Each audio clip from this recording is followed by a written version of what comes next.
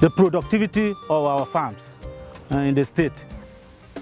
In agriculture, access to credit has bearing on productivity. We're trying to reduce interest rates. One of the biggest measures we've taken so far is the anchor program of the CBN, which is a direct intervention, bypassing the normal channels of credit. Flagged off by President Muhammadu Buhari in 2015, the most attractive attribute of the Anchor Borrowers Program is the 40 billion naira set aside for farmers to access as loans at a single-digit interest rate. While accelerating the desired change, the scheme would help preserve the humongous foreign exchange spent by Nigeria in the importation of food items and plow it back to local production. Rice production is one of the areas where the federal government is highly optimistic that enhanced local production can adequately meet national consumption needs and guarantee export. In Kebbi State, for instance, the enthusiasm to be part of the change process is high among rice farmers. Kebbi has what we call arable fadama of about 600,000 hectares. So when we are talking of rice, you are in Kebbi. What Kebbi can produce can feed Africa, not Nigeria alone. The projected paddy output from Kebbi State by the end of the 2016 harvest is estimated at 1 million tons. Impressive as this is, it represents only a fraction of the annual national consumption requirement of 7 million tons. A strategic market-led partnership with local governments, states and the private sector is therefore required to bridge the gap and help boost production. MOU was signed between Kebbi State government and Lagos State government. Lagos State government promised to take whatever rice Kebbi State produce, and we promised them we are going to give them 10 million bags of paddy, equivalent to 1 million tons of paddy. So Lagos State government are ready to take all the paddy produced in Kebbi State. They said they have over 50 mills. Now the MOU is in two categories. One, we produce, we take to Lagos. They mill, they sell, and then we share the profit. Zamfara is coming along, Kano is doing pretty well, Jigawa, Katsina. And we're looking at Anambra.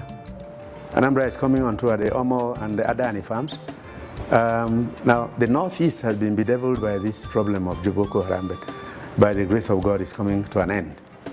And then you have places like Ogun. There's no reason why Ogun can't be a major player. Or Bayelsa, the Peremabri project, which has been there on the drawbars since 1970. Nothing going on.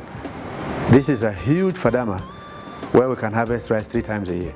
In all of this, every state of the Federation can grow rice. Several policy frameworks are being deployed to ensure adequate supply of paddy to rice mills, even at community levels. We don't have enough threshers. So farmers have to put the rice on the ground and beat them with sticks and so on, and that's done by women. So we're hurriedly putting threshers together, 140, to rush to these states. The beauty is that the Nigerian-made thresher is superior to what we get from China and India. So we're encouraging local fabricators to get into this business and start processing. If the federal government can come up, yes, with a very good policy, yes, that genuine farmers be located and be reached, yes, with all these helps and some inputs, I'm telling you, we will make it. Here we have nothing doing, we are not government workers. Yes, but we only do pure agric as a business. With the achievement being recorded, attention has now shifted to improving quality and value addition. The federal government plans to increase the rice milling capacity in the country with installation of 40 large-scale integrated milling plants. The medium-term objective is to reverse the tendency of being the second largest importer of rice globally to a self-sufficient country in rice production by the year 2018. Yet achieving this feat requires more integrated processing mills that will be fed 10 million tons of paddy annually. With the Anchor Borrowers Program initiated by the present federal administration, we are hopeful that we'll not only get our requirements, but we'll be able to store our 3 years annual requirement at a time, going by the number of people that are involved in the Anchor Borrowers Rice Program. Most importantly, our job is the awareness Nigerian consumers are beginning to have. Nigerians now are becoming aware that the Nigerian rice is better in nutrients than so-called foreign rice. So with time, I'm telling you, we should be exporting our rice to the neighboring countries, not just here in Nigeria. There are also positive indicators in the area of wheat production. The new approach to agric financing is shifting focus from production to consumer demand, marketing and coordination of product flows from producer to consumer. States like Kano are exploring the wheat value chain to create opportunities for a competitive market. Kano State has a history of wheat production. I could remember during Babangida administration when wheat production was encouraged, our farmers produced a lot of wheat.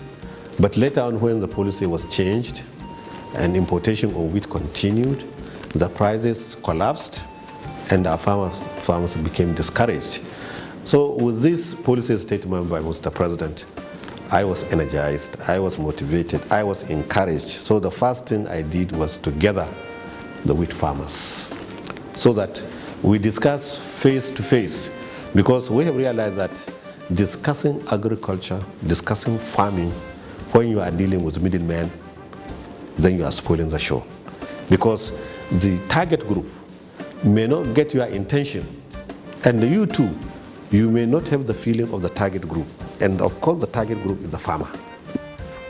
Nigeria's demand for wheat-based foods is large and growing. Likewise, the drive by outgrowers to meet the rising demand. The prospect is that by 2018, Nigeria would have become self-sufficient in wheat production. Rashin kulawa da kuma taɗe ƙafinmu da ake yi a ce mu tamu menene kaza kaza to amma yanzu tunda Allah ya sa gwamnati. After all the misinformation and neglect, we are happy with the new focus and encouragement of government. Soon, imported wheat will be history. Now is the time for governments to take farming very, very seriously. Now is the time when we should discuss with people who are really interested in agriculture and to see that the enabling environment that we can provide them. Now is the time when banks should be enforced in order to provide cheap facilities to the farmers. Now is the time when the central bank should make adequate provision for crop production. Now is the time where the Bank of Industry will create an enabling environment for those who would like to process agricultural products. I think if we are able to get all this network together, then we are serious to feed Nigeria. Under the new agricultural roadmap, farming is to become an all-year-round business. To make this happen, relevant authorities have been mandated to ascertain the viability of irrigation in all local government areas of the country. Irrigation is the issue. Drip irrigation, canal irrigation, pivot irrigation, all kinds. And every farmer who wants to grow crops should have access to water all year round. Extension services have dwindled since the disappearance of the ADPs. We are now targeting an extension office in every local government of this country, 774, with at least 5 or 6 staff. That's nothing to compare with what they have in Ethiopia. Ethiopia has 4 extension officers in every village, 45,000 extension officers in a country whose population is half of ours. And what is the result? Ethiopia's economy grows at 10% per annum on the back of agriculture. That's where we're heading. Funding is integral to the success of most of the projects lined up for implementation. But with Agri getting 1.6% of the 2016 budget, progress might be slow. We will just definitely go back during the year seeking for a supplementary budget, because agriculture is too key, for us, not to get the right attention. Because you see, the thing with agriculture is that today agriculture employs more people, than the oil industry. But its contribution to GDP is by far less. So we must strive today to see agriculture contributing more and more to GDP. And this is why we believe also that provision of infrastructure such as feeder roads, agricultural extension services, improved yields are all things that will drive us to a more robust agricultural economy. But our blueprint on agriculture is very clear, and we know where we are going. In fact, the 2016 budget spells out other priority projects for agriculture within the fiscal year.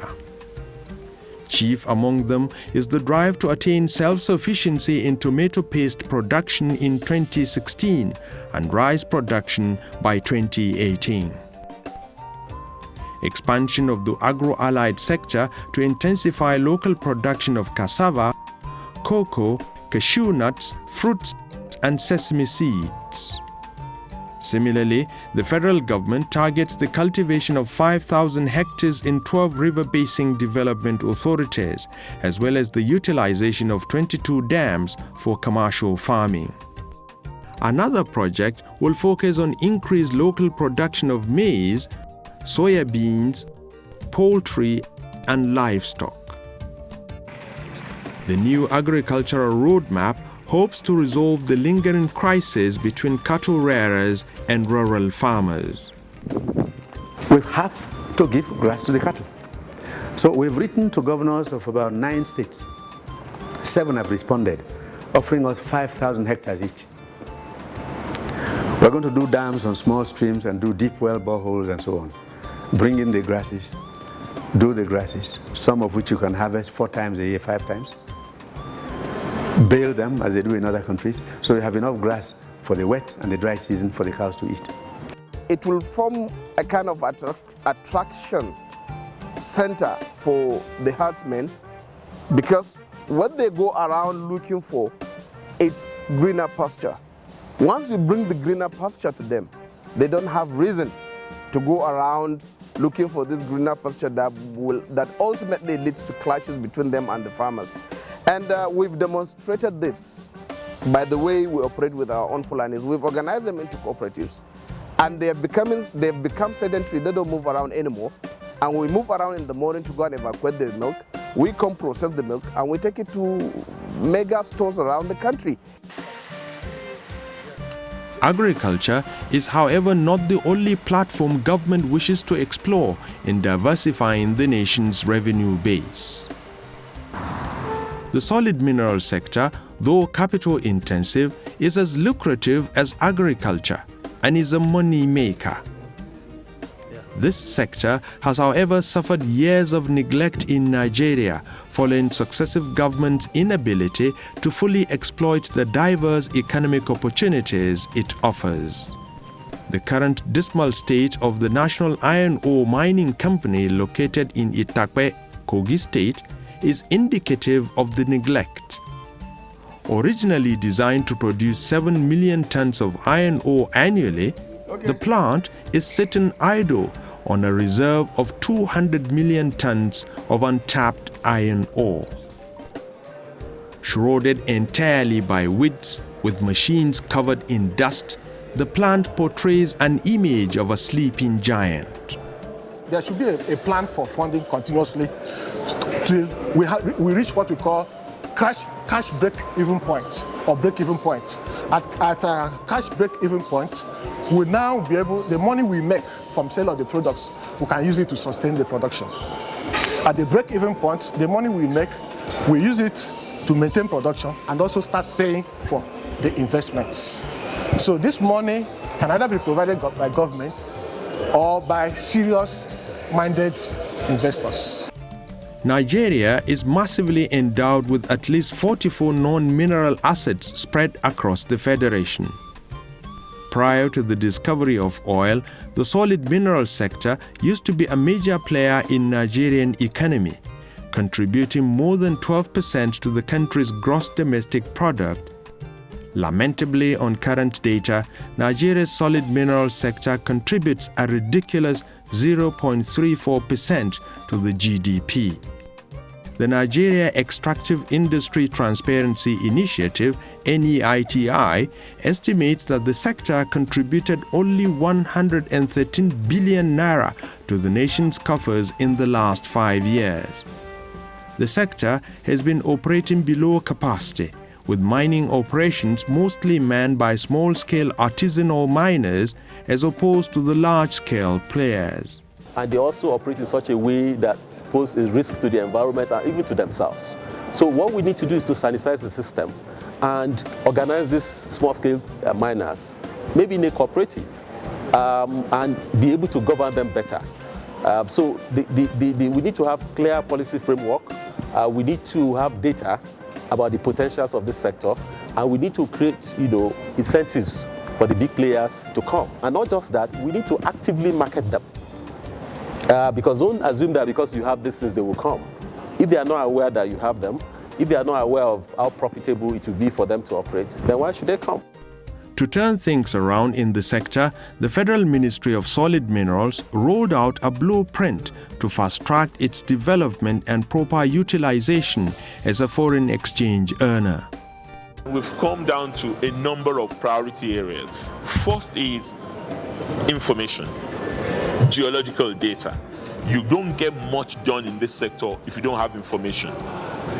So we need to sharpen the geological data via exploration. We need to do more exploration and get more information in order to make the sector more accessible to investors. Two is the licensing regime. We need to do something about people who just want to hog the license without doing much about it. So we have so many dormant licenses, and we've started a process of revalidating the licenses in order to ensure that much more serious players are found in the sector. The plan would progressively improve the contribution of the sector to the nation's commonwealth to at least 5% by 2017 and likely 10% by 2020. A vibrant solid mineral sector as envisaged by the government could provide 3 million direct and indirect jobs. This is a sector that is ready for diversification and will also help the country in that instance. And also when people are employed, when people have means of livelihood, the tendency for them to be tempted to take up arms and all of that will be reduced. So diversifying and deepening our economy into the solid mineral sector has very positive implications for the country in terms of job creation, in terms of growing the economy, in terms of diversifying the economy, and it's also in terms of fighting insecurity because, as you know, the idle mind and is a devil's workshop. So this is an opportunity for us to get our people engaged. We can create so many jobs. It is still a long way away, but the federal government has begun to engender more participation in the development of solid minerals. One of the efforts already paying off was the approval for states to commence exploitation of mineral deposits. We believe that derivation should apply to this sector, not just to the oil and gas sector. And states should benefit. If they generate revenue, part of it should go to them. Not all of it should go to. But much more importantly, to create the space and opportunities for states to thrive. If they have innovation, if they have creativity, if they have commitment to grow the sector, we should not be an impediment as the federal government in states realizing their vision and objective in that respect. And finally, to prioritize our work on the minerals. Export is great, but our priority right now is not export. because commodity prices are really down. We're preparing for the next boom. And the way we want to do that is to focus first on industrial minerals, together with reviewing the laws in a manner that it works better for investors, and setting up the investment fund that I spoke about, and strengthening the partnership between states and the federal government and the host communities, so that we can all be held much more accountable as owners of the process. Setting targets are essential to development. Nonetheless, achieving them requires strong will, commitment, and clear focus.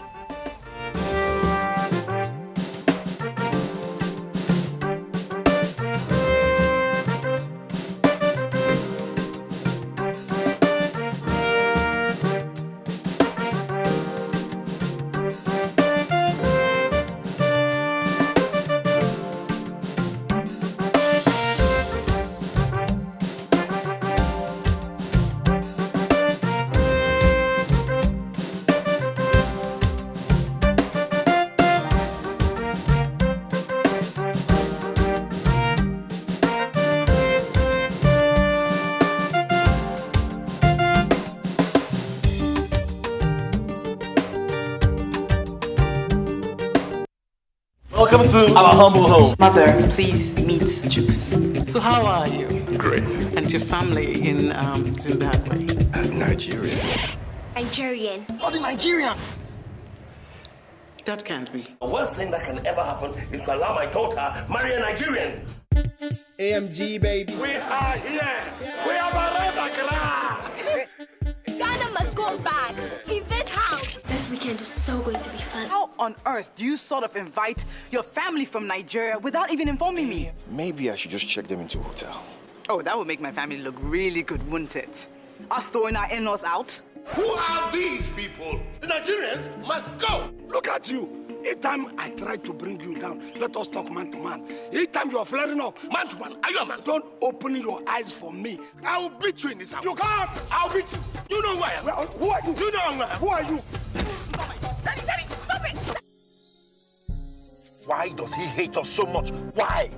Because we are Nigerians and because of Ghana must go. You are not going to marry her.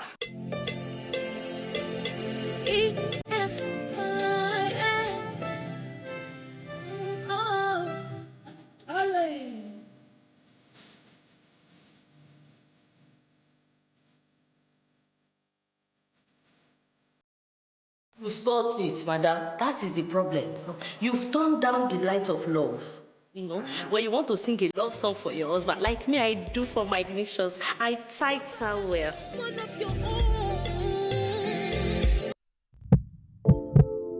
Gas pipelines are the arteries for powering electricity. When the artery is burst, then the entire system collapses. Vandalizing gas pipelines is a criminal offense against the Nigerian people. Let us join hands and protect our gas pipelines from the enemies of Nigeria. Report any suspected vandal to the security operatives. Let us stop vandals before they destroy our collective national heritage, so we can have the Nigeria of our dreams, where there will be light at all times. This message is brought to you by the Nigerian Television Authority, NTA.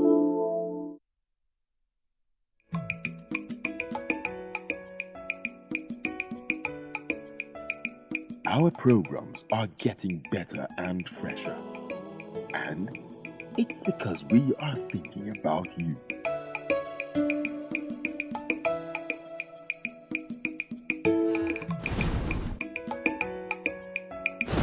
NTA, it's all about you.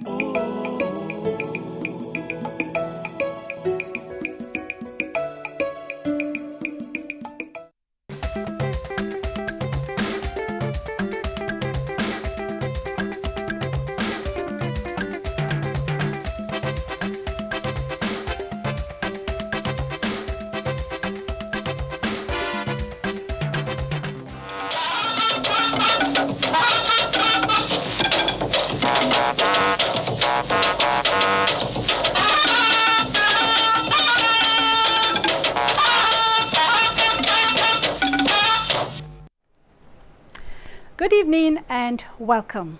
I am Elizabeth Banu sitting in tonight. Water is life. You bet that's a top priority for the Buhari administration.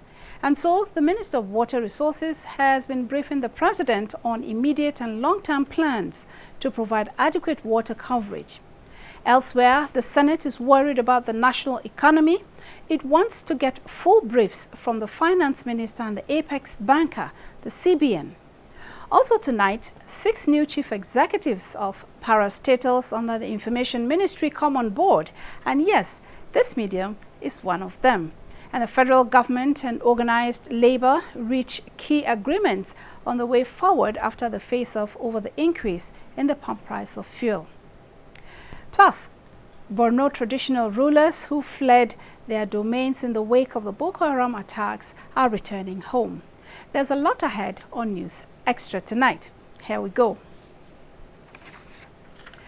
A robust program of action is soon to be unveiled by the Ministry of Water Resources towards ensuring that Nigeria achieves 100% water supply and sanitation coverage in line with objectives of Sustainable Development Goals. The Minister of Water Resources, Suleiman Adamu, stated this while briefing President Muhammadu Buhari on the immediate and long-term strategies for the water sector. State House correspondent Adamu Sambo reports. The Minister of Water Resources, Suleiman Adamu, who led senior officials of the ministry to the briefing, explained to President Muhammadu Buhari in details the activities of the ministry so far, as well as plans for the next 4 years and up to the year 2030. The interactive session centered on the existing National Water Resources Master Plan, where key issues and projects to be undertaken by the ministry were identified. Institutional issues like the National Water Policy, the National Water Bill, and the National Water Strategy were also dissected and specific interventions outlined on the best way forward. At the end of the day, we want to see that the water resources sector is doing what it is supposed to do. We have coverage of water supply and sanitation. We want to meet the SDG goals by 2030 or before 2030. We need to meet the target for open defecation by 2025 because we have subscribed to that. What was the President's response to your presentation? Oh, of course, the President welcomed our presentation and he says he's looking forward. Now we have to break it down into specific actions, 6 specific approvals, and he's waiting anxiously to get it from us. So he's quite pleased. At the moment, the minister said over 50 million Nigerians don't have access to potable water. But with a plan of action soon to be unfolded, the entire country, he said, will be covered in terms of water supply and sanitation before the year 2030. From the State House, Adamu Sambo, NTA News.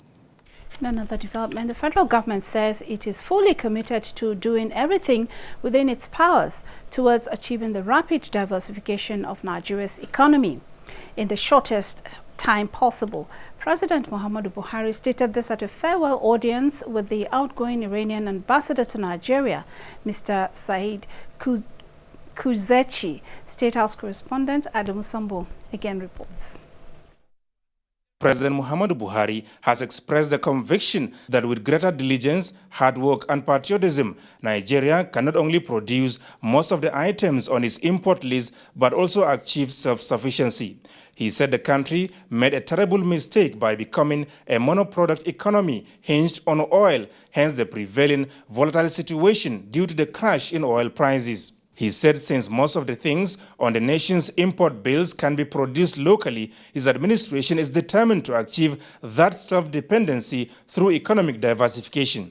President Muhammadu Buhari also received in audience the outgoing Chinese ambassador to Nigeria, Mr. Gu Zhongji, where he reaffirmed the commitment of the federal government towards meeting its obligations under the bilateral agreements with the Asian country for the development of critical infrastructure in Nigeria. The president said that because of their importance to Nigeria, the federal government will uphold contractual agreements with Chinese companies for the development of essential infrastructure inherited from the past administrations and work to ensure that the projects are speedily completed. He reiterated his particular commitment to the completion of the Mambila Power Project, which he said is of great strategic importance to his government efforts to ensure that Nigeria does not become over-reliant on gas-powered electricity generation. President Buhari commended the outgoing ambassadors for their efforts to strengthen bilateral relations between Nigeria and their countries during their stay in Abuja. From the State House, Adamu Sambu, NTA News. African leaders will give priority to the use of fossil fuels and coal to generate power, while also attending to important issues around climate change. Vice President Yemi Osinbajo said this at the ongoing African Development Bank Annual General Meeting in Lusaka, Zambia, where he and other African leaders spoke at the high-level roundtable with the theme, Energy and Climate Change. He said Nigeria is one of the major hydrocarbon-enriched countries, explaining that the arguments about renewable energy are well noted and Nigeria has the capacity and she is going to tap into solar energy. The Vice President said what African leaders are asking for from the developed countries is for the technology to make clean coal. He said while Africa is the least contributor to global emissions, the continent is the hardest hit by the whole consequences of climate change, saying Africa really needs help of the West in particular. We want to advance in technology. Some of what we hear, some of the narrative is that, oh, don't emphasize fossil fuel, don't emphasize coal-fired plants because of climate change. And we're saying that we must prioritize our development. We must prioritize development because otherwise poverty kills anyway. Poverty is killing, extreme poverty is killing hundreds of thousands of people, just as climate change will. The Senate has invited the Minister of Finance, Kemi Adeosun, and the Governor of the Central Bank of Nigeria, Godwin Emefiele, to brief senators on the measures being taken to address the country's economy.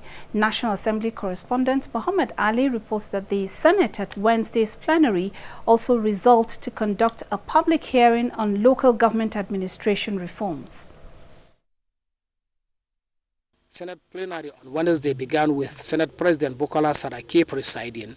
The Senate received 4 reports from the Committee on Special Duties on the bill to establish the Northeast Development Commission and the Committee on Agriculture on the bill to establish the Commercial Agricultural Credit Scheme, and that on the public hearing on tackling perennial conflicts between farmers and herdsmen.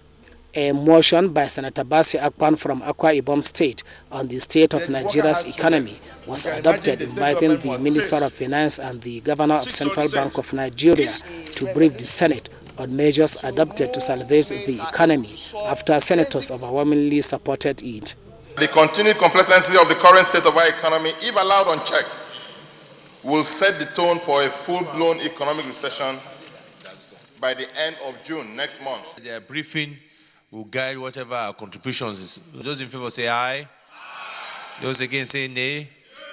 The ayes have it. The Senate also adopted the motion mandating its committee on states and local government to conduct a public hearing on the reforms to strengthen local government administration within the context of the 1999 Constitution, moved by Senator Abdullahi Gumel from Jigawa State and 6 other senators.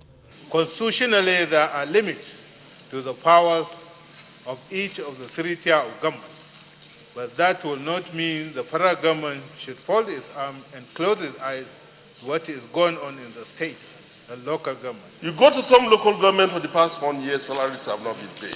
I'm glad to hear some of the ex-governors here today supporting this. It is necessary and it will be good for us. Senator Bukar Mustafa's motion on financial inclusion for socio-economic development was also adopted at Wednesday's plenary. The welfare of citizens actually is the primary purpose of government, and you cannot be talking about their welfare if they're excluded from the financial sector services. Unlike the previous legislative day when the Senate suspended its rule to sit longer than usual, this Wednesday the Senate, after considering these 3 items, stood down every other item on the other paper without considering the report it earlier slated and adjourned to reconvene the next legislative day.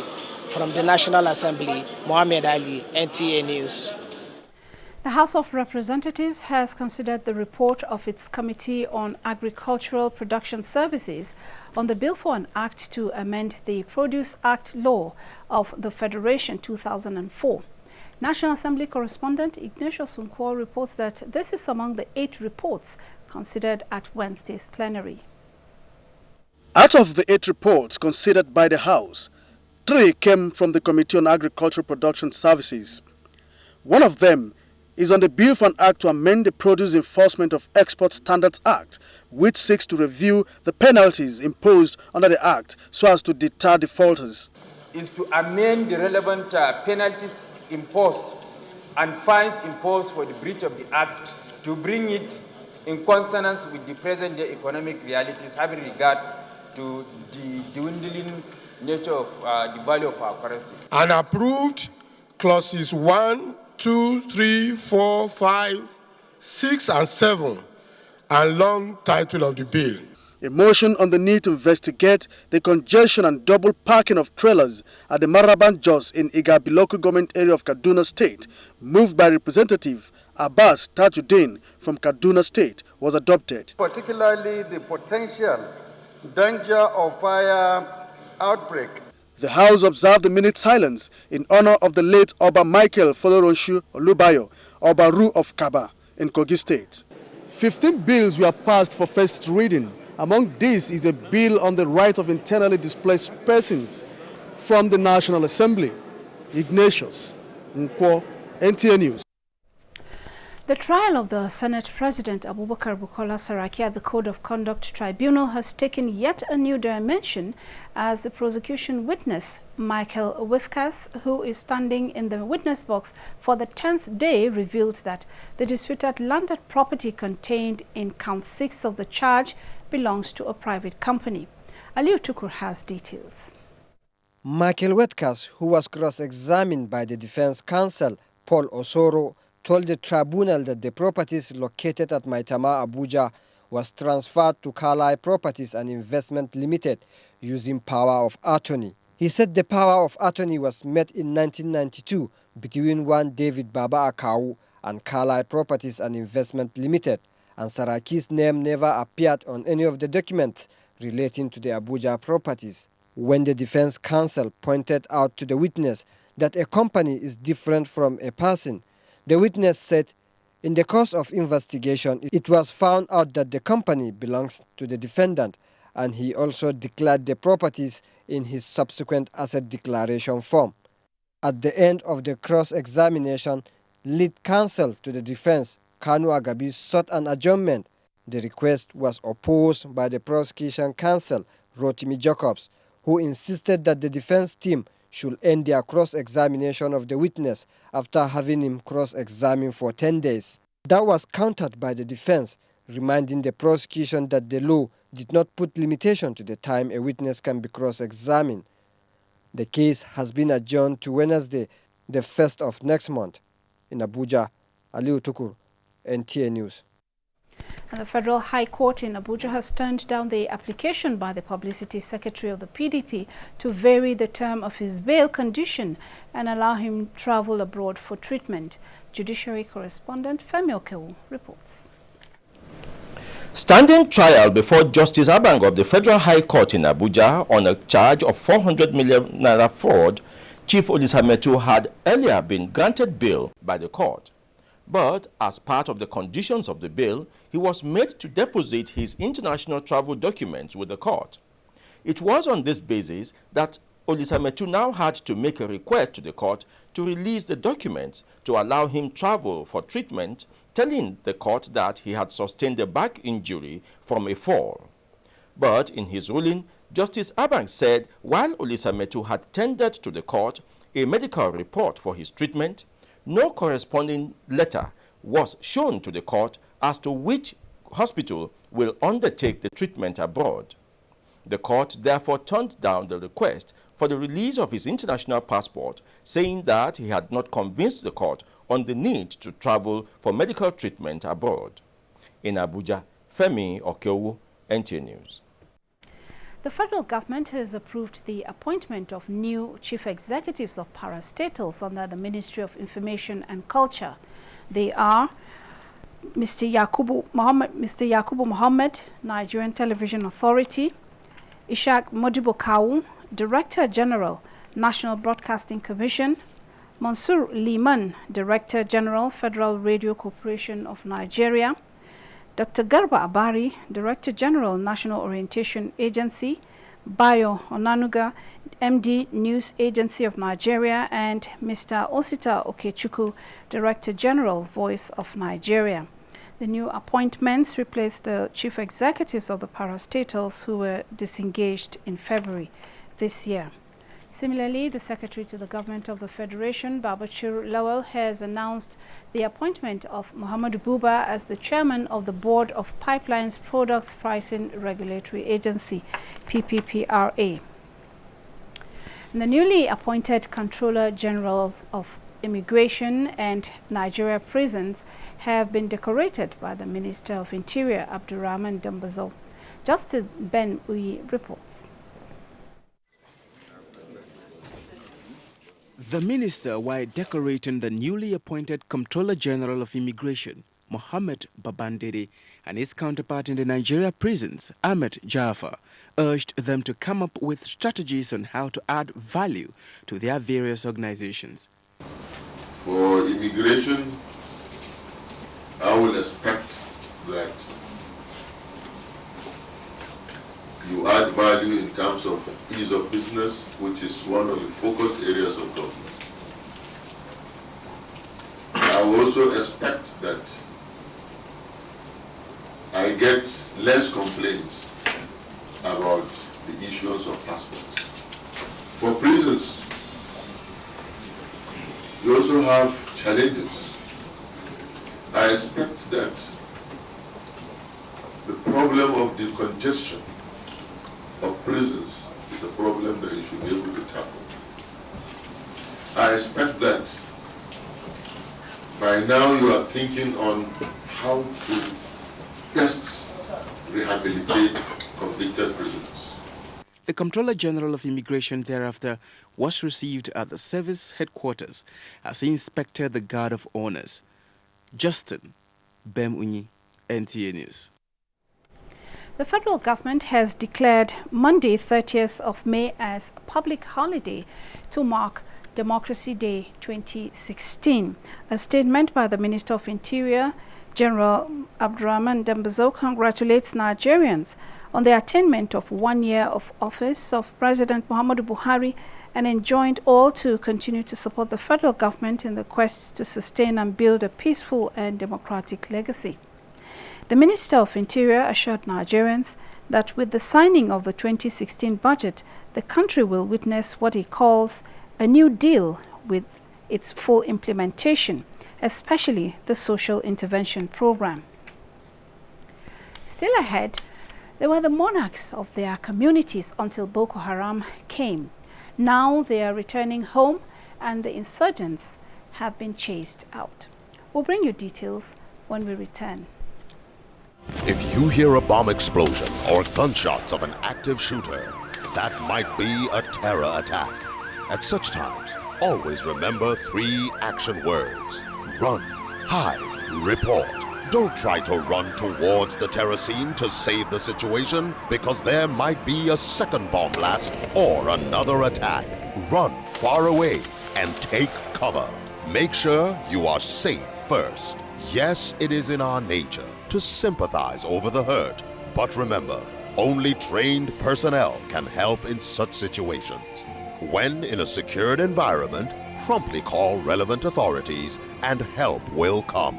For anonymous reporting, call 09630-3250-5 or 0813-2222-106. If you see something, say something. Nigeria unite against terrorism.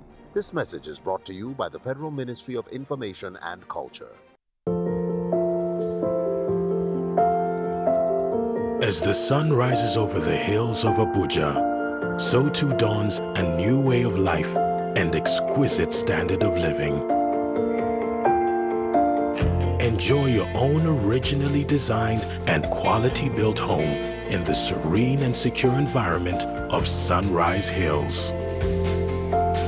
Experience this uplifting lifestyle with breathtaking views of the city. Rise above. Sunrise Hills is unlike anything you've ever seen before. A new way of life is dawning in the heart of Nigeria. Bringo! Bringo! Dog, I go chop you. Bringo! Yeah, okay. Ibu.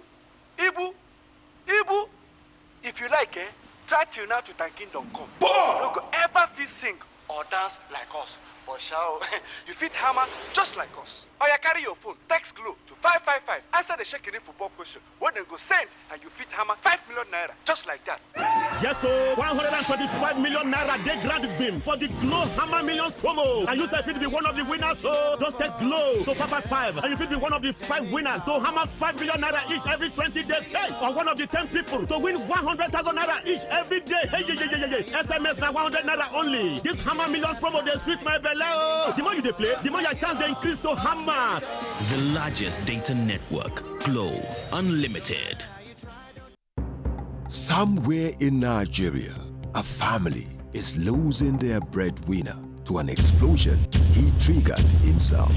When pipelines are vandalized, so are our lives and our nation with far-reaching consequences. Environments are polluted. Economies are weakened. Report suspected oil pipeline vandals. Let's come together to speak up and stand up against oil pipeline vandalism. If you work hard and sow, you deserve a good harvest. That's only fair. If you study hard, you deserve good grades. That's only fair. If you train hard, you deserve to win the prize. That's only fair.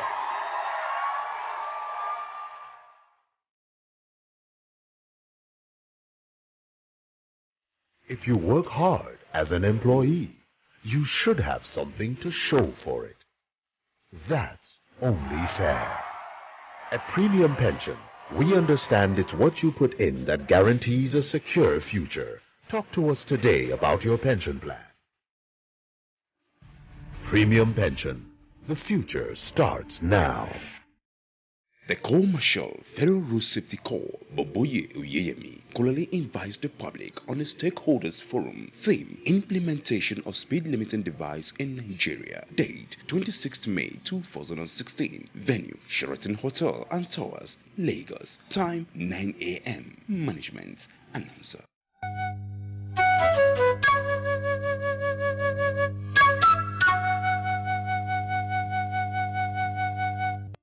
We are here to serve, and indeed, Nigerians will get the service they have longed for and which they rightly deserve. The leader today that we have in Nigeria is one the world has been waiting for. Nigeria is seen in a new and a different, very positive light. With what President Muhammadu Buhari is doing, our economy will be strong and resilient to withstand the shocks. He wants the best for this nation. We want the best for this nation.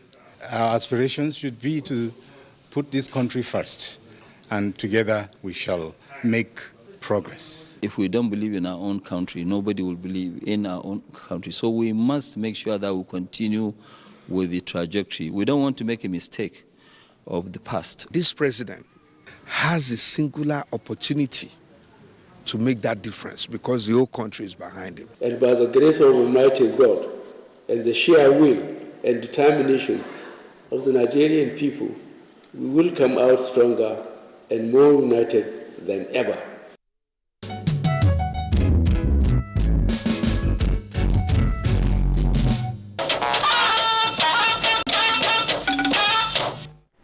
If you're just joining us, this is NTA News Extra.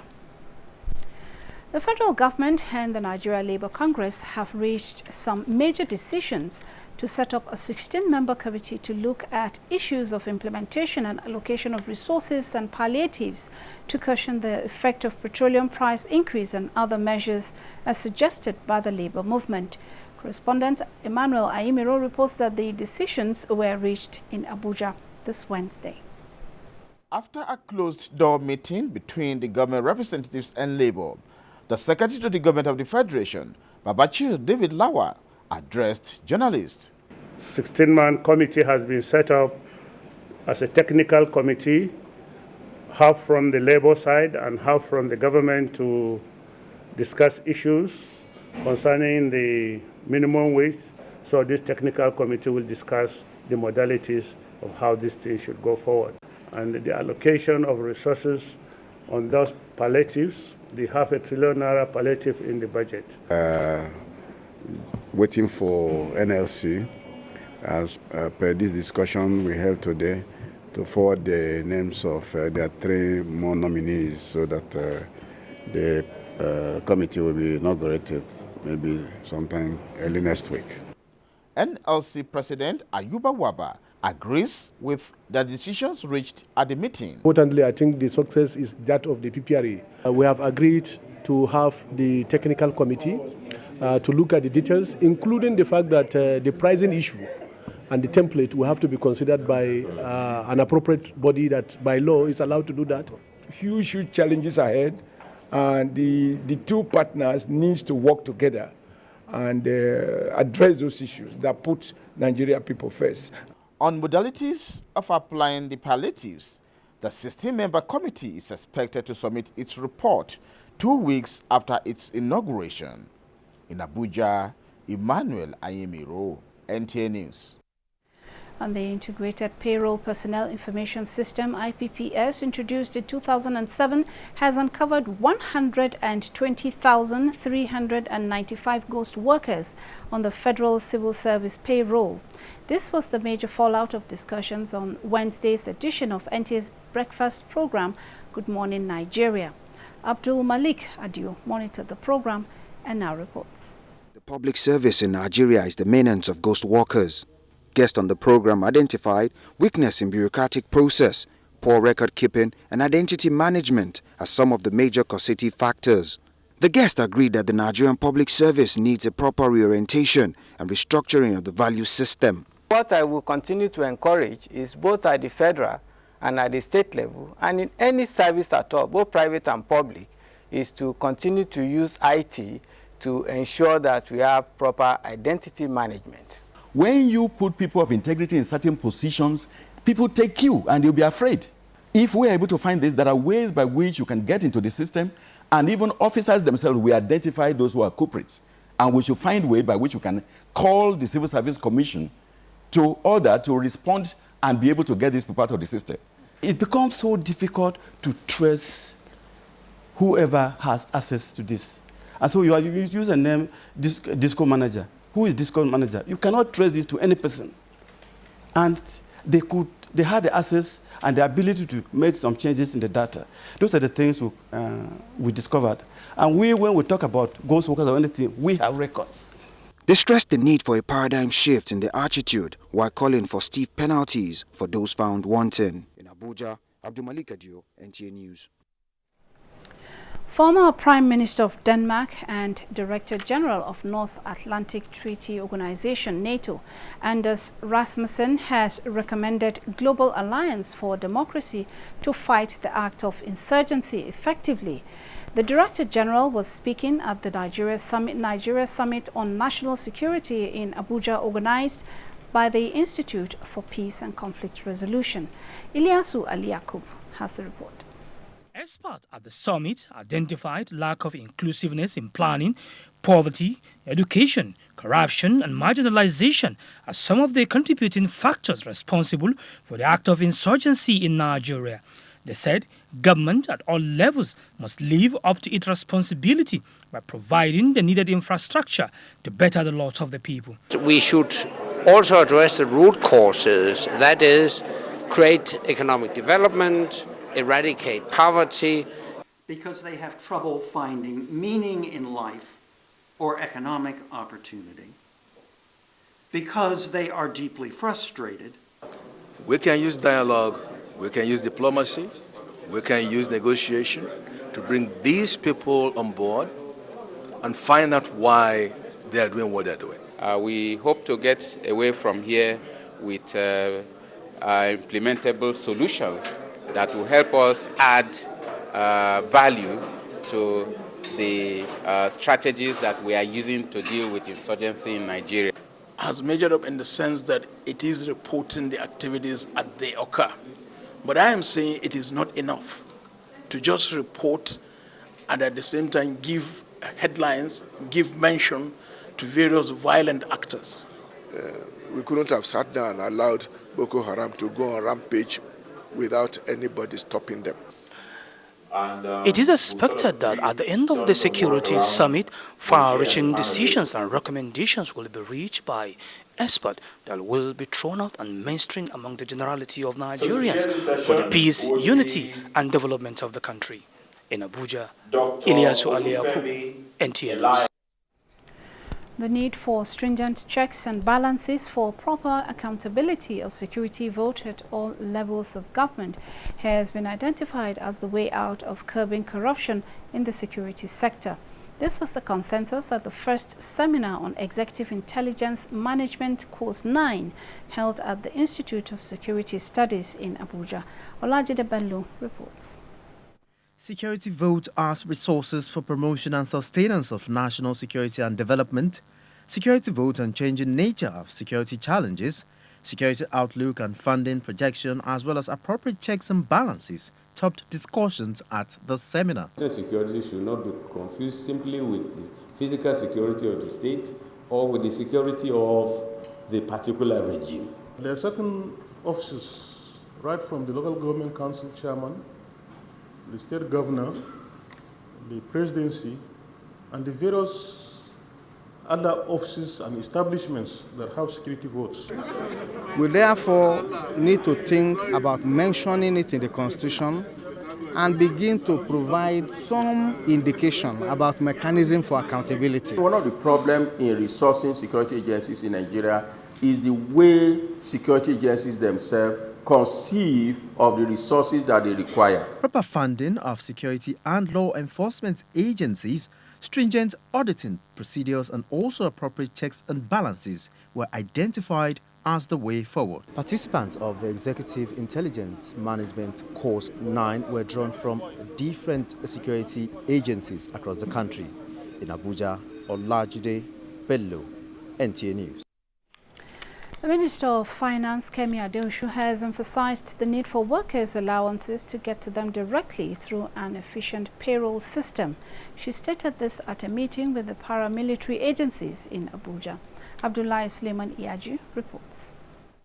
In line with the President's directive that all ministries and agencies of the federal government be enrolled on the Integrated Payroll and Personnel Information System, the Ministry of Finance and heads of paramilitary agencies are working to clean up the payroll of security agencies through a continuous audit. If we are paying non-regular allowances for either hazard or risk or other extraneous factors, it is very important that that money gets to the people who are taking those risks. Otherwise, the service that we're expecting them to render may be in jeopardy. Since we started the continuous audit program, we have saved about 50 billion. And that about 43,000 ghost workers that has been removed from the federal government so far. And as we go on, we are very sure we are going to reduce the cost. Officers from the account departments of all the paramilitary agencies are currently undergoing training on IPPIS to ensure they are enrolled by the end of May 2016. In Abuja, Abdullahi Suleiman Iyaju, NTA News. Traditional rulers in Borno State who fled their communities in the wake of Boko Haram attacks have started returning to their domains. Those who returned are the emirs of Uba and Askira, while that of Goza for the first time visited the town in company of the state deputy governor, Usman Mamman Dirkwa, to ascertain requirements for its reconstruction. Lami Ali reports. For almost 2 years, traditional rulers in several communities of Borno State were forced out of their domains due to the activities of insurgents. Most of them took refuge in Maiduguri, the state capital. Now the troops have successfully cleared areas hitherto under Boko Haram terrorists. Traditional rulers as custodians of culture have taken the lead in returning to their communities as a confidence-building mechanism for other hundreds of thousands. who abandoned their places of abode in fear for their life. The Emir of Askira, Alhaji Abdullahi Muhammad Mai Askirma, that of Uba, Alhaji Ali Ismail Mamza, have returned to their communities, while that of Goza, Alhaji Muhammad Idrisa Timta, for the first time after the recapture of the former Boko Haram headquarters, visited his domain. Borno State's Deputy Governor Usman Momandurkwa, who officially accompanied the royal father, said their return was to give their subjects some sense of belonging, explaining that government had no option but to evacuate them at the peak of insurgency. He said the palace of the Emir of Goza is being renovated to hasten the return of the traditional ruler to the border town. Building materials, food items and cash were distributed to other returnees in the areas. The traditional rulers, on behalf of their subjects, appealed for the renovation of key infrastructure like schools, hospitals and other public buildings, as well as provision of farm inputs to enable them cultivate crops for their sustenance. Lami Ali, NTA News. In deference to the revered age-long tradition and respect for the sensibilities of the people of the Great Benin Kingdom, the government of Edo State has withdrawn a letter issued on the 24th of May 2016 entitled Appointment of His Royal Highness Edaikan Selu Crown Prince Eheneden Erediawa as the Oba of Benin. In a retraction signed by the Secretary to the State Government, Professor Julius Ehovere, dated May 25, 2016, the letter said, the said letter was issued in error as the rites of passage of His Royal Majesty Omanoba Nedo Ukuakpolokpolo, Oba of Benin, are still on.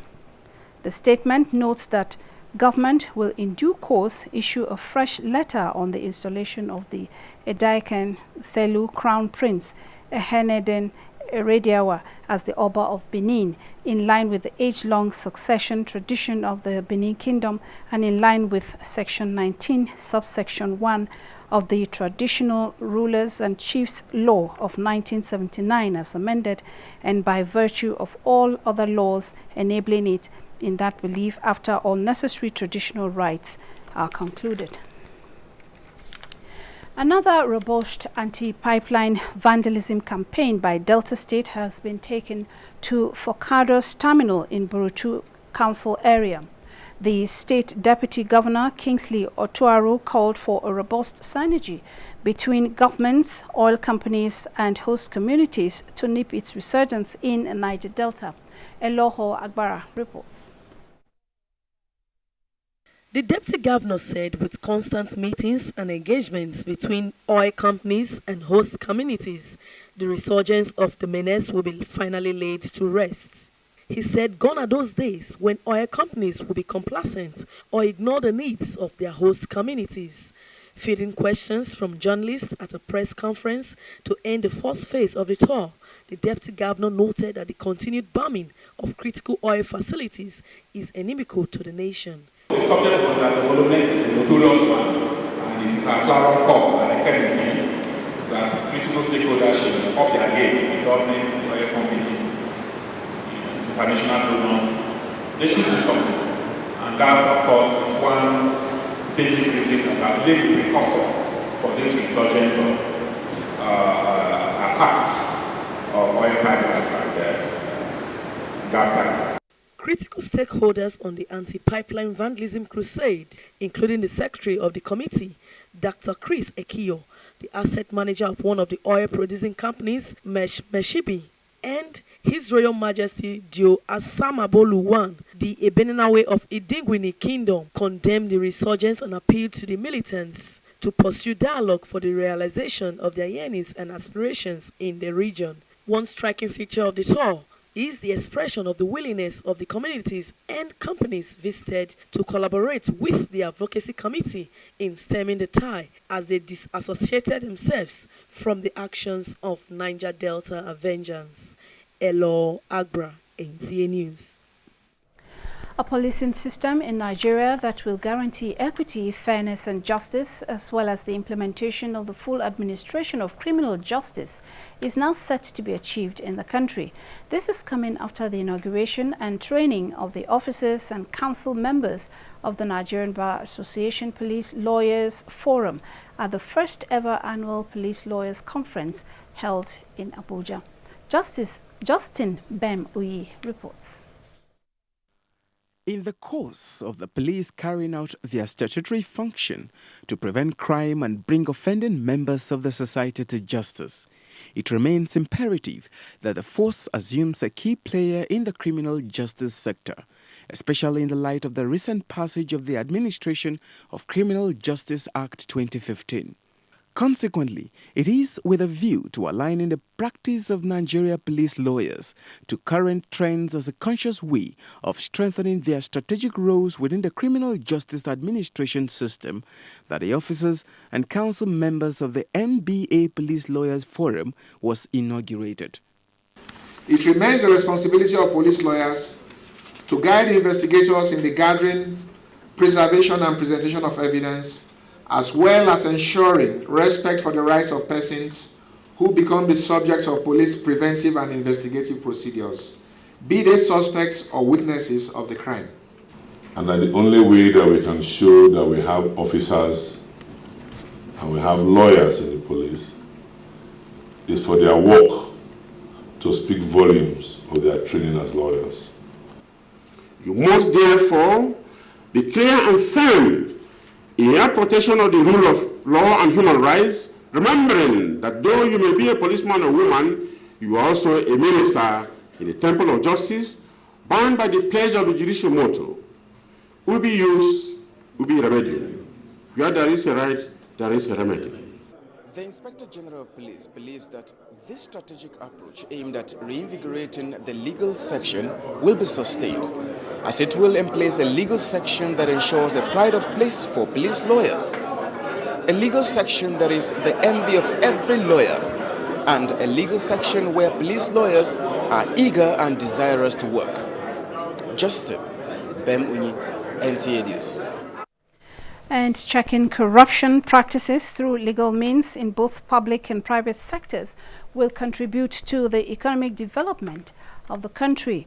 The assertion was made by Vice President Yemi Osinbajo in a message at the commencement of the 49th Nigerian Association of Law Teachers Conference in Kafi, Nasarawa State. Mohammed Sani Awalu has details. Vice President Yemi Osinbajo, represented by the Secretary to the Government of the Federation, David Babachir Lawal, says lawyers should offer qualitative services and adhere strictly to the ethics of legal profession, which is part of the present administration's commitment to ensure quick and proper dispensation of justice in the interest of peace and national development. This government is currently working on a project to improve the ease of doing business in the country. We have identified outdated laws and policies that require amendment, as well as laws that we have persistently failed to enforce, particularly in relation to financial accountability in the public sector. This makes it imperative for Nigeria, if it is going to succeed as a constitutional democracy, not only to have good laws, but to ensure that such laws are obeyed by the leaders and citizens of the country. President of the Association, Abdulkarim Abubakar Kana, says the conference afforded them the opportunity to exchange ideas on scaling over legal hurdles against the economic prosperity of the country. To ensure that papers that spans across every aspect of the economy, every part of the economy, are presented, put together in order to bring out and elicit good policies that will help the government to get out of this present economic crisis. We expect not only a theoretical conference, but a conference that will be able to practicalize the many ways forward. The theme of the conference is Law and Economy. From Kefi, Muhammad Sanawalu, NTA News. Nigeria today joined the rest of the world to commemorate this year's International Missing Children's Day. Fatima Aliu reports that the theme is Help Share Links to Find Missing Children. Children are being kidnapped. So all we do as the Nigeria Police is to sensitize parents and members of the society on how to stay safe. The message I have for all parents who have missing children around the world today, and particularly in Nigeria, is that we should not give up. We should believe that our children will still be found. Statistics reveal that over 4 million people, including children globally, have gone missing and never returned in the past 20 years.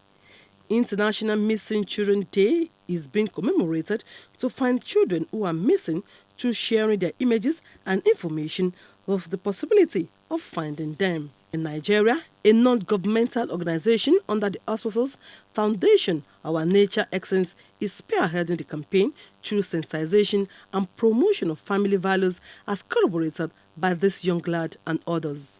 How children won't go missing in schools or homes is by obeying their parents and staying where they're told to stay. We can't do it alone.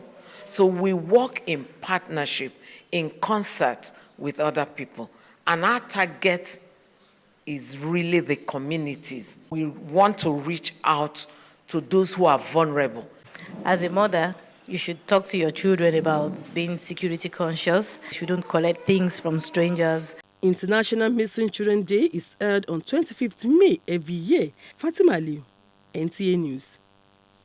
And as Nigerian children get set to mark their day, the Joint Admissions and Matriculation Board, JAMB, has modified the celebration into an education adventure for students.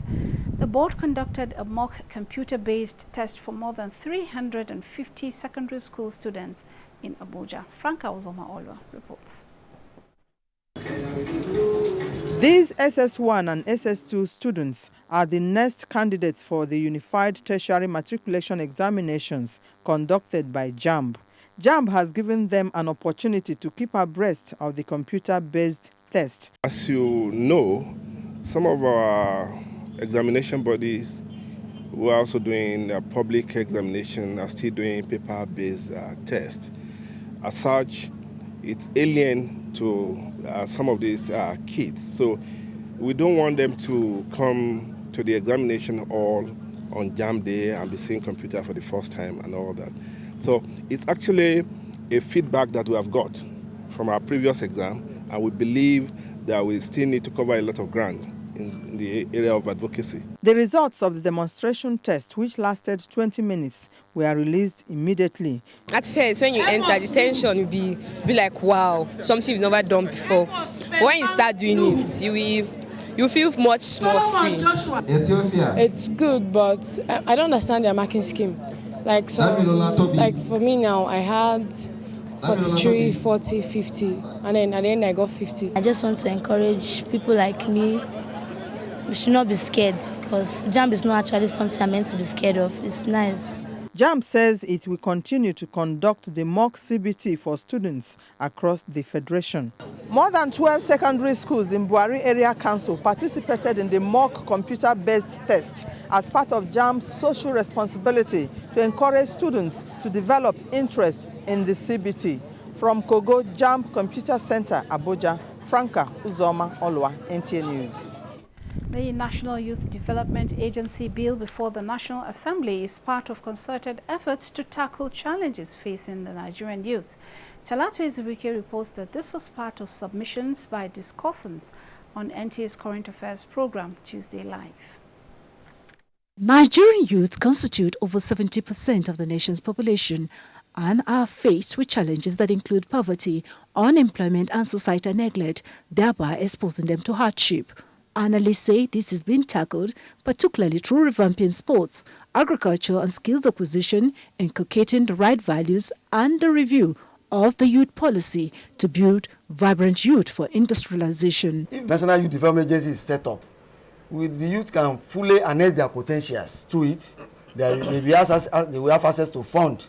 Nigerian youth are industrious. We are also trying to fine-tune this program of post-service.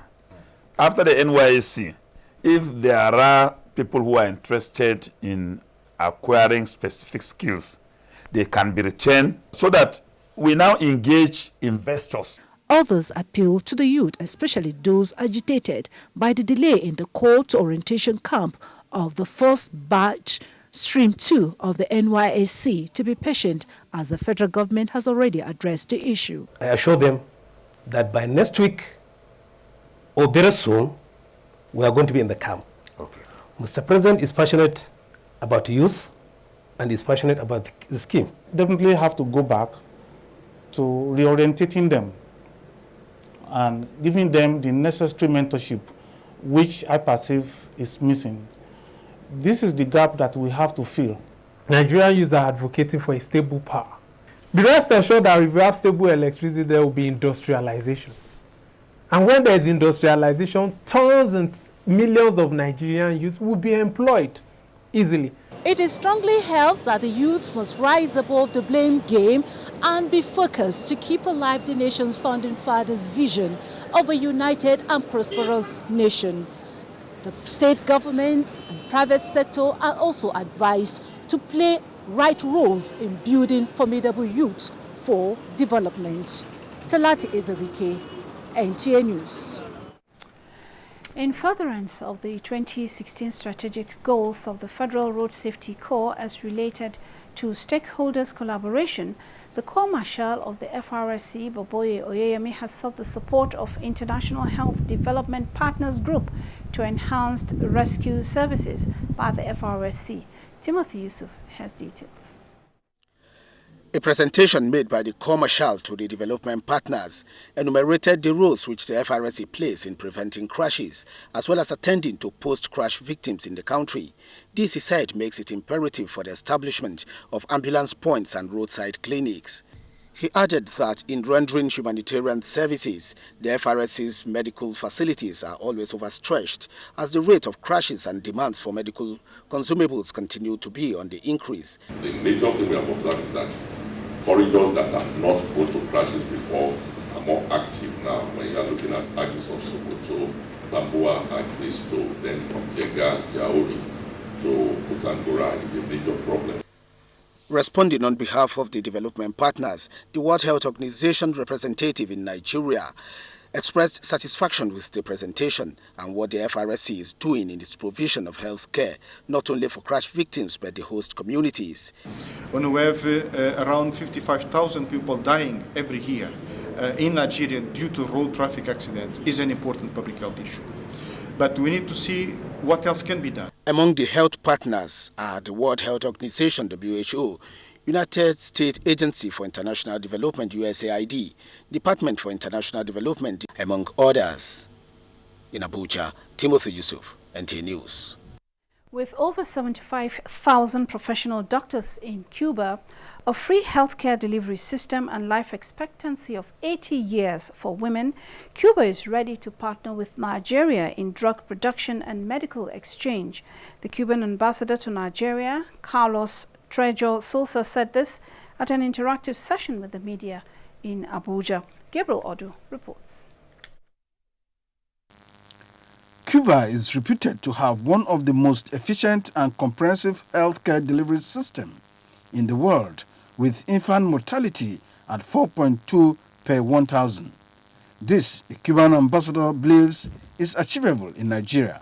We are prepared to send to Nigeria all these drugs to try to solve problems which are very important priorities to the Nigerian government. Vaccines to prevent hepatitis, meningitis, vaccines to prevent typhus. We are about now to finish the last tests in humans to put into the market a vaccine against cholera. We have a vaccine against lung cancer. We are supposed to prevent leg amputation. On historical and cultural ties with Nigeria, Ambassador Sosa says bonds with Nigeria remain unbreakable.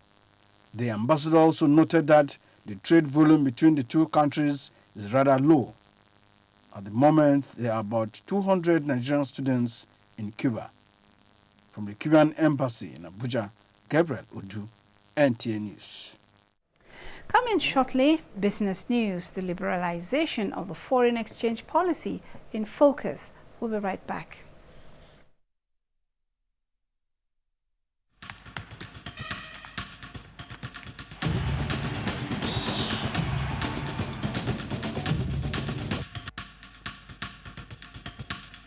For 18 years, the Milo Basketball Championship has been building champs in life. And now, when you buy 2 packs of Milo 500 grams in participating outlets, you'll get a scratch card to win sports prizes instantly.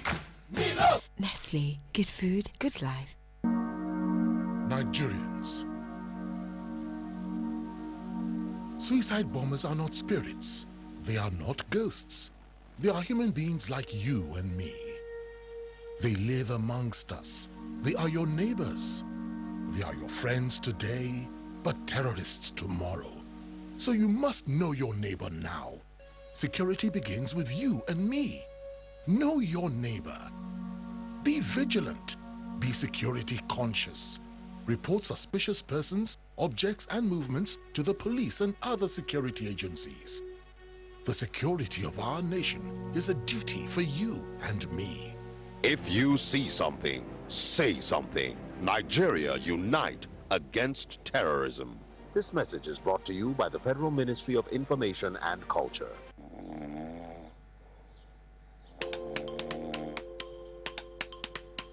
What?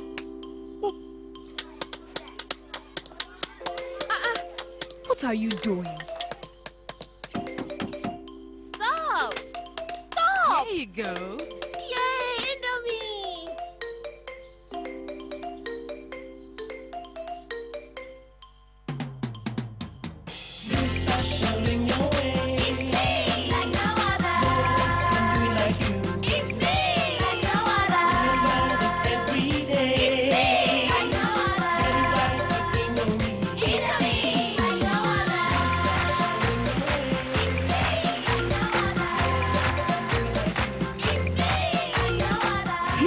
Amazing moms who identify and nurture the uniqueness in our kids. To all the unique children of the world, happy Children's Day from Indomie. Indomie noodles, tasty nutrition, good for you. Umaru, you need to give me discounts on this coupon.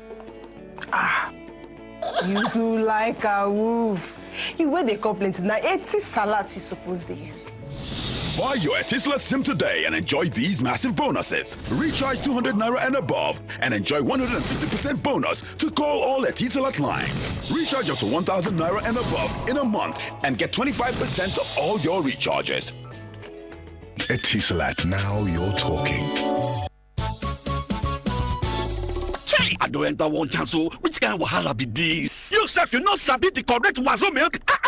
Hollandia Evap, wazo pack, shikini money, yeah. Wazo, Milky Way demo. Wazo, shikini money for more. Wazo, Milky Way demo. Shikini money for more. Milky Way making sense. Naija, no let your wazo enter one chance, so choose Hollandia Evap, shikini money, more milk.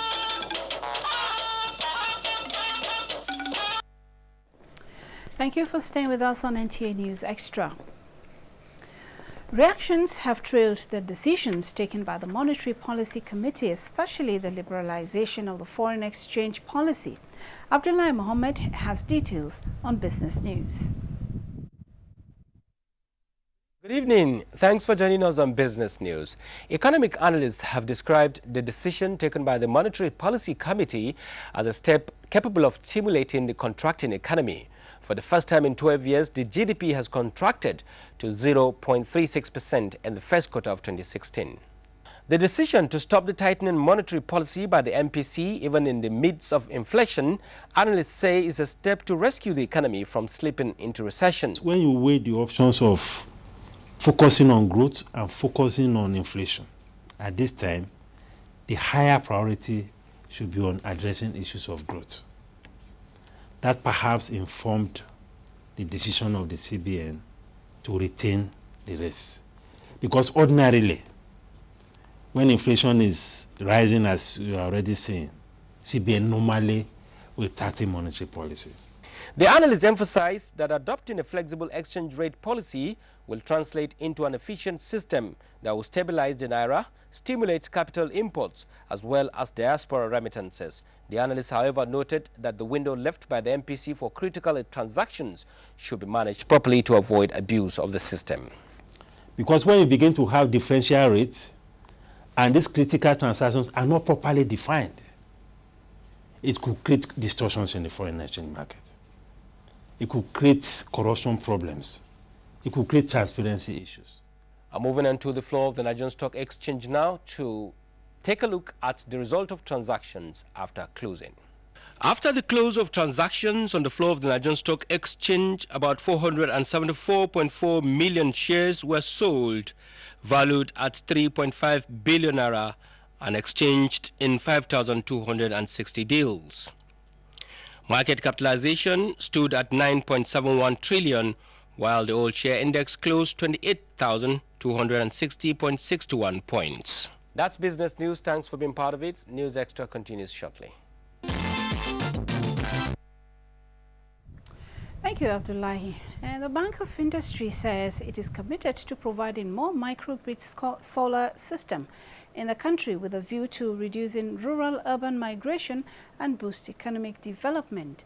Acting Managing Director of the bank, Wahid Olagunju, stated this at the commissioning of the Charwa and Chakun communities in Makarfi local government of Kaduna State.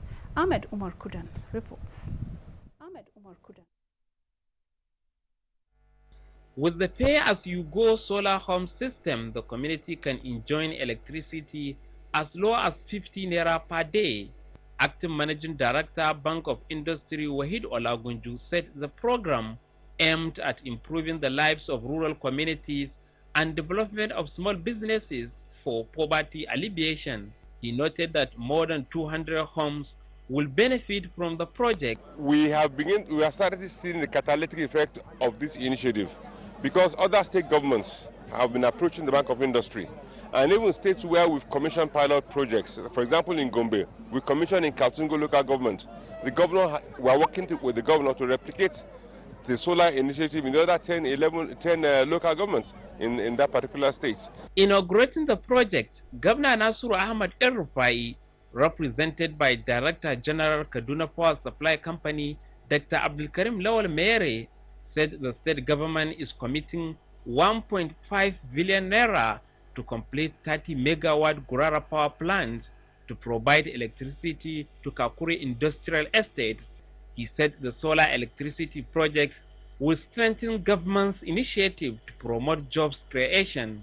This technology provides the best alternative. For number one, it is a standalone system that will be installed in individual homes to provide for their electrical needs. The executive officer, Energy Solar Limited, Femi Adeyemo, said more than 50 solar technicians have been trained for installations and maintenance. The caretaker chairman, Makarfi local government area, Shehu Muhammad Makarfi, and the community head, Salisu Ibrahim, expressed their gratitude and promised to make best use of the project. The project is part of 6 pilot schemes initiated by Bank of Industry in partnership with UNDP. In Kaduna, Ahmad Umar Kudan, NTA News. The Chairman, House Committee on Industry, Trade and Investment, Noriki Abubakar, says checking the influx of fake and substandard goods into Nigeria requires that representation of all statutory agencies of government, like the Standards Organization of Nigeria, are stationed at various entry points of the country. The chairman stated this during the committee's visit to the agency's laboratory in Lagos. Amechu Pius reports. This ultra-modern facility under construction is one of the several quality infrastructure inspected by members of the committee. Obviously impressed at the adequacy of infrastructure by the SON, the chairman described the prevalence of fake goods in Nigeria as disturbing and adversely affecting the economy. Repositioning the SON at various ports of entry, he noted, will drastically reduce the influx of substandard products in Nigeria. We as a legislature will try to establish the synergy to make sure that everybody understands the importance and absolute importance why standard organizations should be at the ports to make sure that they stop, these substandard and adulterated goods that come into the country. He assured the agency of the support of the legislature in its fight against such products.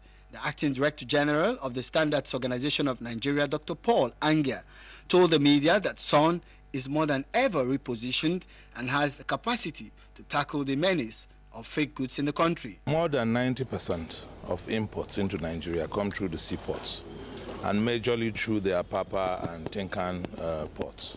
We have qualified and experienced personnel who have been there before, who know the job, and who are equipped to do the job. The oversight visit of the committee is aimed at exploring ways of enhancing operations of the agency. In Lagos, Amechi Pius, NTA News. For Nigeria's economy to attain expected global development, there must be effective and efficient service delivery in the private and public sectors. Chairman, House Committee on Commerce, Sylvester Ogbega, stated this at the public hearing on a bill for the establishment of Chartered Institute of Export and Commodity in Nigeria and the Chartered Institute of Consumer Relationship Management. National Assembly correspondent Ifeanyi Ezumba reports.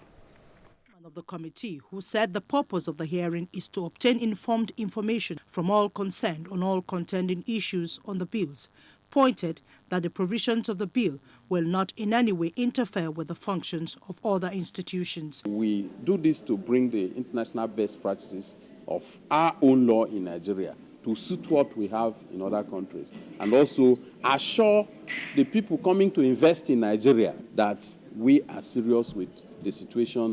Observers say the bills are comprehensive, focused and clear. However, some of them made recommendations.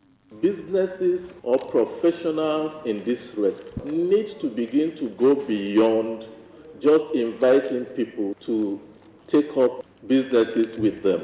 And there's no way an economy can grow without a consumer putting hands in his pocket, buy or pay for services. We must encourage exports, and that's the only way we can earn foreign exchange. Nigeria is being blessed with a lot of things. This institute is going to ensure and see that beyond getting a customer to come in to patronize your business, either your service or to buy your product, that the product or service continues to add value to the life of the customer after sales. If the bills are passed into law, especially that of customer relationship management, stakeholders say it will be charged with the responsibility for regulation, discipline of its members to regulate and control the practice of customer service profession. From the National Assembly, Ifeanyi Ezumba, NTA News. Challenges that might hinder actualization of digitization by broadcast stations are still being tackled effectively with a view to ensuring hitch-free transaction. The meeting of the Central Working Committee of the Broadcasting Organizations of Nigeria, BON, in Abuja, x-rays such likely challenges as well as assess successes recorded towards mitigating them.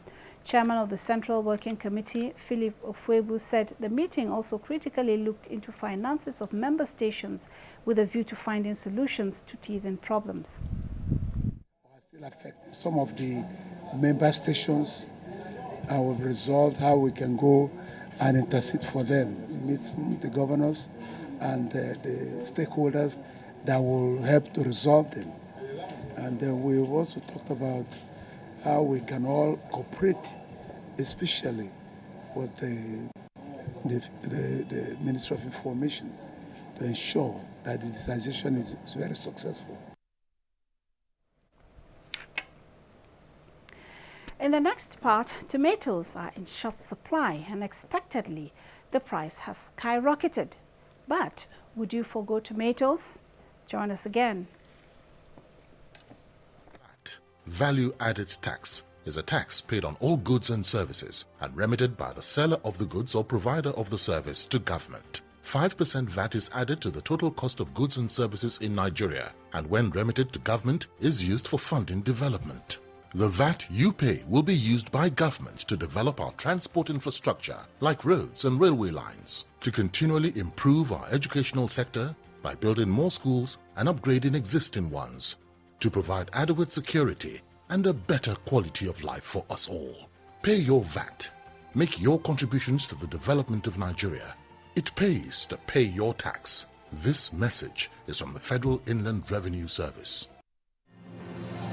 The Nigerian Television Authority, NTA, through its subsidiary, TV Enterprises, in partnership with Towers International Limited, will host the 3rd NTA Business Investment Forum and exhibition on harnessing and optimizing Nigerians' natural resources through direct foreign investment, an opportunity to synergize our business relationship, strengthen diplomatic ties, exchange values and resources. We constitute an investment-friendly environment, exhibit our natural resources to global community. Date 26th to 29th of July 2016. Venue Washington DC, United States of America. Potential CEO of organizations like Google, Apple, Facebook, Amazon, Ebony, IMF, Venture Capitalist Fund, Import Export Bank of USA, and many more will be participating on this business investment forum. For sponsorship opportunities and participation, call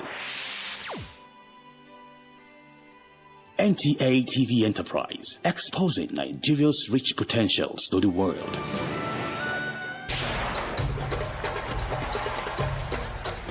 Before 2005, nothing celebrated African cinema. From 2005 to 2016, makes it exactly 12 years, we created the African Movie Academy Awards, the biggest and best awards for African cinema and people of African descent all over the world to celebrate the works that they have done in motion picture. We look forward to welcoming you to the 12th edition of the African Movie Academy Awards in Port Harcourt, Rivers State, Nigeria, known also as the Garden City, on the 11th of June. There is no other place to be. Africa Movie Academy Award, AMA, welcomes you to Port Harcourt, the Garden City, June 11th, 2016. You're welcome. We have always lived together as brothers and sisters. Though we speak different languages and celebrate different cultures, we were still one Nigeria. There was no bombing, there was no kidnapping, and our children were not cultists. Now, we suspect one another as there are spreads of cultism, bombing, and kidnapping. How long shall this go on? Terrorism is alien, kidnapping is criminal, cultism is barbaric. Nigeria is a blessed country. Support the Nigeria Police and the fight against terrorism, kidnapping, and cultism. Always inform the police of any incident around you. Say something when you suspect something. Remember, we all have a stake in building a crime-free Nigeria of our dream. This message is from the Nigeria Police Force.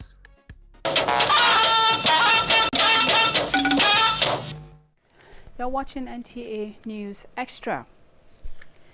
The shortfall in the supply of tomatoes occasioned by the outbreak of a tomato disease, Tuta absoluta, in 6 states is taking its toll in Rivers State.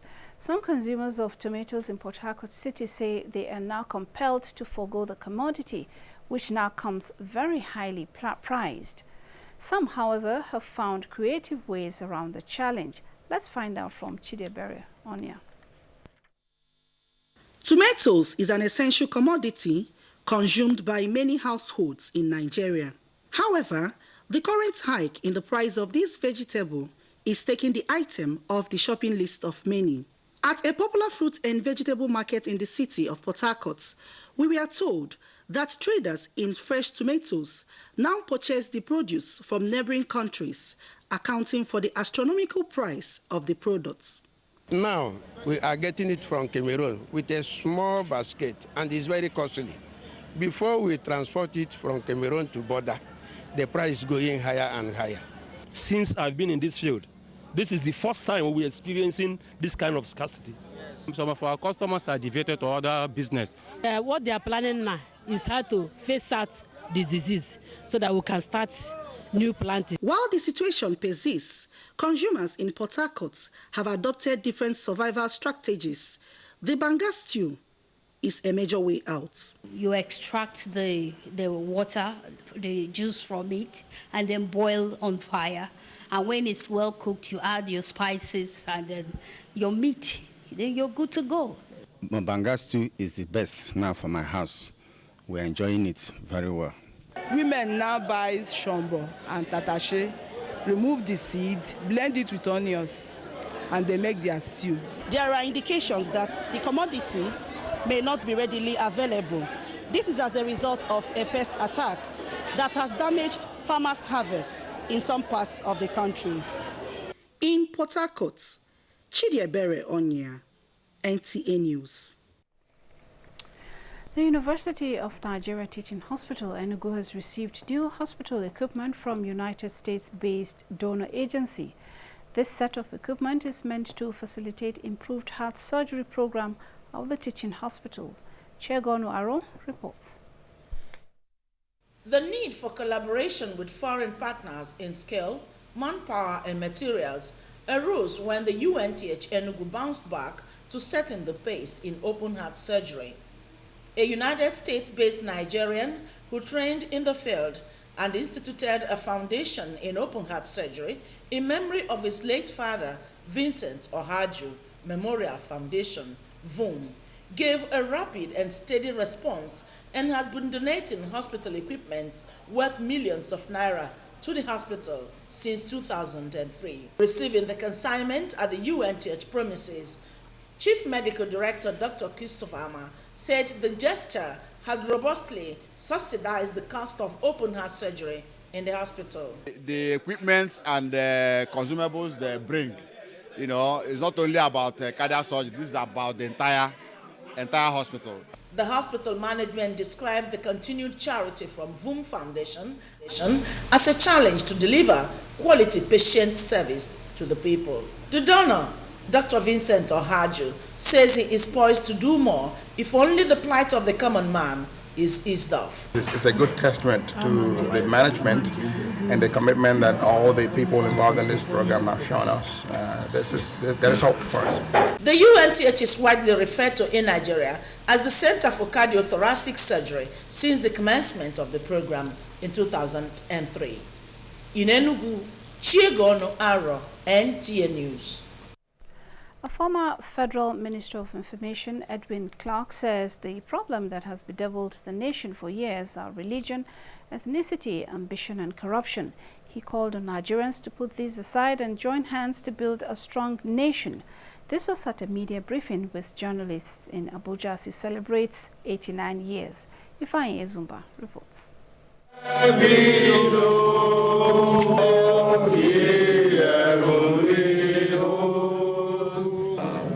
Thanking God Almighty for keeping him, his family and country, Chief Clark pointed that the unity of the country cannot be broken by anybody. When Obafemi Awolowo, Sardauna of Sokoto, and Dr. Nnamdi Azikiwe decided to form a country, a federation, it was in 1951 also. It was a federation where everybody was equal. A federation where every region should move at its own pace. A federation where physical federalism was recognized. Chief Clark also said the regions are not doing so well because the nation no longer practiced federalism, that the country should examine the structures when the country was created, where everybody is equal, so that the nation can move forward. So I can say, if there is anything, one quality for which it can be described, is that it's consistently consistent. Blessing of God Almighty, God the Father, Son, and the Holy Spirit be with you all. Edwin Kiabodo Clark was born on the 25th of May, 1932, in Kiabodo, Old Bender State, Nigeria. In Abuja, Ifeanyi Ezumba, NT News. We have global tidbits and sports. After these messages, stay with us. We'll be right back. The production, distribution, and sale of counterfeit and fake drugs is a corrupt practice and a crime against humanity. This has informed several measures and strategies to combat fake drugs, including introduction of anti-counterfeiting cutting-edge technologies to detect fake drugs on the spot. These technologies are being deployed to all the states across the Federation, as well as the internally displaced people's camps. The President, Muhammadu Buhari, and his team are committed to this fight. The federal government of Nigeria, in line with its anti-corruption agenda and posture, will fight a total war against fake drugs and other unwholesome regulated products in order to ensure that Nigerians remain healthy and well. Lend your support and join NAFDAC to rid the country of fake drugs and unwholesome regulated products.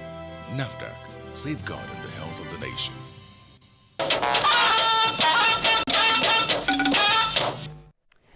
African continent reflects on its unity as it marks 53 years of formation of the Organization of African Unity, which metamorphosed to African Unity in 2001.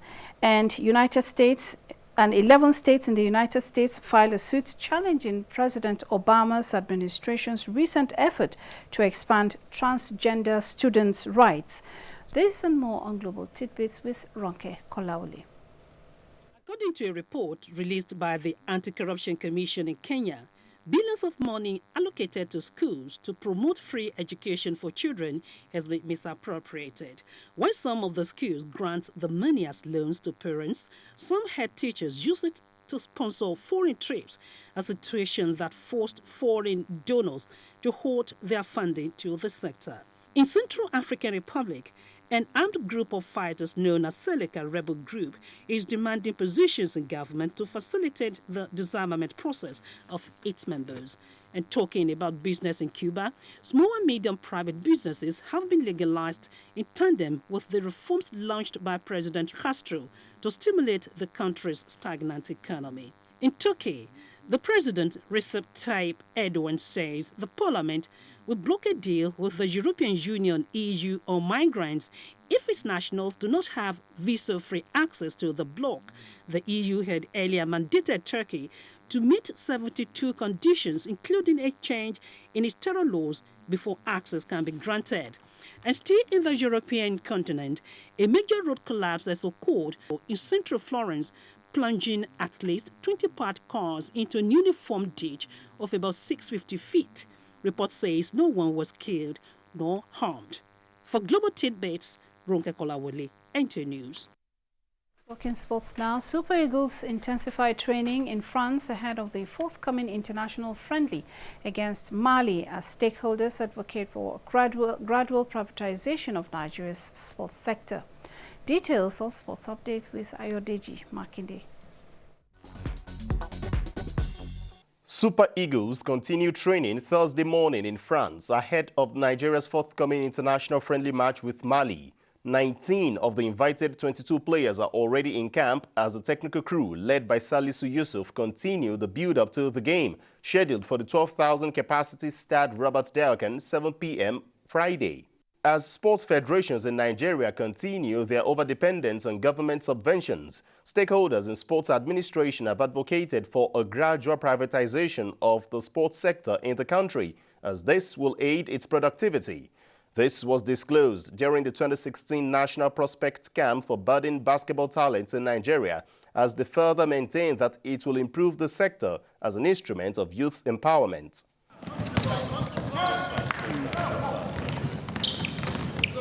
There are other sports like wrestling, there are other sports like judo, there are other places where people can really get so much. Let's pay attention to sports, and please, now let's just do one sport. For the second time in 2 days, second seed Andy Murray came from behind to secure a 6-2, 2-6, 4-6, 6-2, 6-3 victory over Matthias Berger, qualifying for the third round of the French Open Wednesday. The Scotsman had battled past Radek Stepanek in the first round before displaying enough mental strength to overcome Matthias Berger, ranked 164th in the world. With sports update, Ayodeji Makinde, NTA News.